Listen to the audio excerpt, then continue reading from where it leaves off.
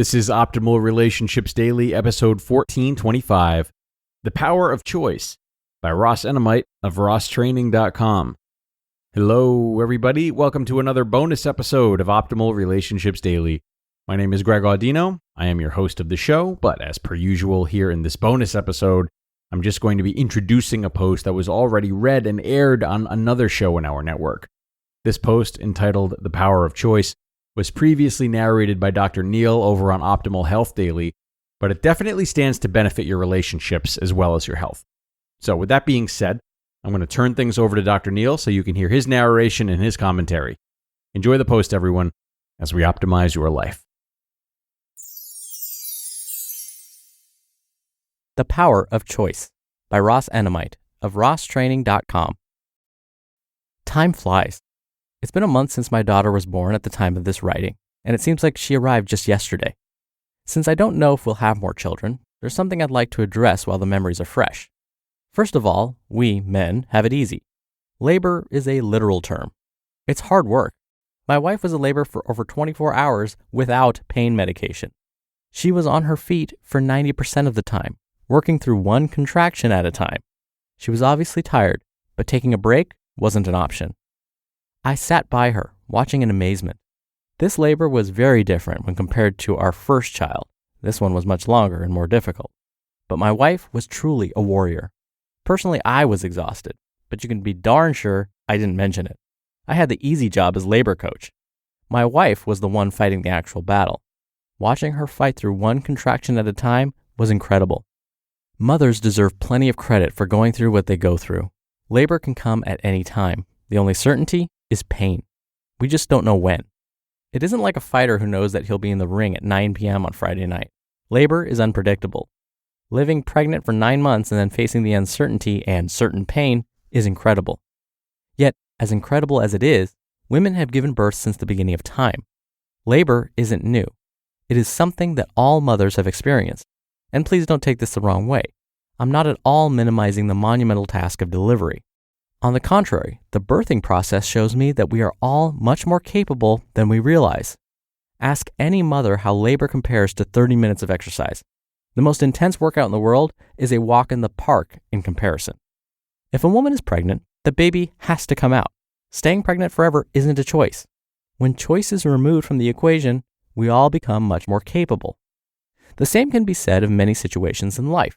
For example, I've had several emails in the past month from individuals asking about my sleep or lack of it since the baby was born. Everyone wants to know how I can function on such little sleep. The answer is really quite simple. There isn't a choice. If one of my children needs me, I'll be there. Parents of infants know exactly what I'm talking about. Children are more important than sleep. Once you're a parent, you are a parent for life. Parenting isn't periodized or tapered. If the baby wakes up crying, we don't have the option of hitting the snooze button. You get up and care for your child. I cannot stop providing food for my family because I am tired. It isn't a choice. When you have a job, you do it. Sure, there are choices in terms of different careers, but we all need to work and pay taxes. It is part of life. The bill collectors don't care if we are tired. We do what we need to do, and if that means working with less sleep, so be it. No one said life was easy, and if they did, they were full of you-know-what. Another example, think back to when you were in school. As a student, you show up each day and do your work. We all went through school. As a kid, I didn't choose to attend school. It was chosen for me. My mother didn't negotiate. Going to school was the law. Making your own choices. The time will come, however, when we must make choices for ourselves. Consider the high school student who heads off to college. He is no longer living with mom and dad. He must make the right choices for himself. He must wake up for class. He must make time to study. Will he study or will he go out partying? He alone must choose. So what does this idea of choice have to do with health, fitness, and sport? Well, they're closely related. We make choices each and every day. Personally, I choose to exercise and live a healthy lifestyle. I could choose to drink beer and eat pizza all day, but I choose not to. Life isn't always about what we can or cannot do in terms of capability. More often than not, our lives are based on the choices that we make. As William Jennings Bryan once said, quote, "Destiny is not a matter of chance. It is a matter of choice." End quote. Unfortunately, many are either misinformed in terms of what decisions to make or do not believe they are capable of achieving anything worthwhile. There are many who honestly believe that they are not physically capable of improving. Fortunately, a solution is not only possible, but right around the corner.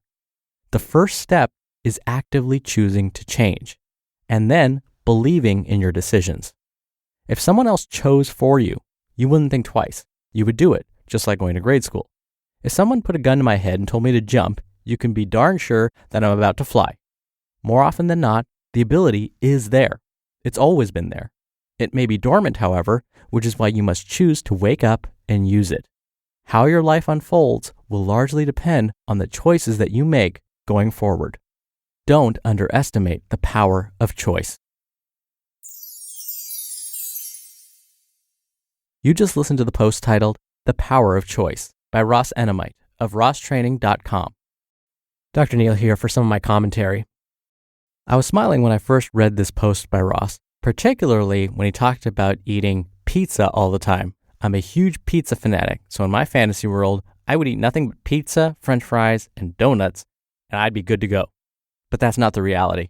As Ross mentioned, I choose not to do that. I could, but I choose not to. That's because I still remember what it felt like when I didn't eat all that healthy, when fast food was a daily occurrence. It was around that time I got diagnosed with a chronic disease. I was sick. I was on medications. So at that point, I had to make a choice. Do I want to continue with my medications and feel the way I do, or do something better for myself? It didn't happen overnight, but I made the choice. And I decided, you know what? Maybe I should start doing this exercise thing that everybody keeps telling me, especially my doctor. Maybe I should cut down on my fast food, like the doctor said. And as much as I hated to admit it at the time, my doctors were right. I ended up feeling better. And it was all because I finally made the choice to listen. I made the choice to then take action. And again, it wasn't easy, and it's still not easy to continue doing it. But I do it anyways. Because really, it does make me feel so much better, which makes me happier, which makes me better and nicer to be around, which I'm sure my students and family appreciate. So truly, it is all about choice. All right, that'll do it from me for today. Thank you as always for listening. Thank you for being a subscriber. Thank you for sharing this show with someone. Have a great rest of your day. I'll be back here tomorrow as always, where your optimal life awaits.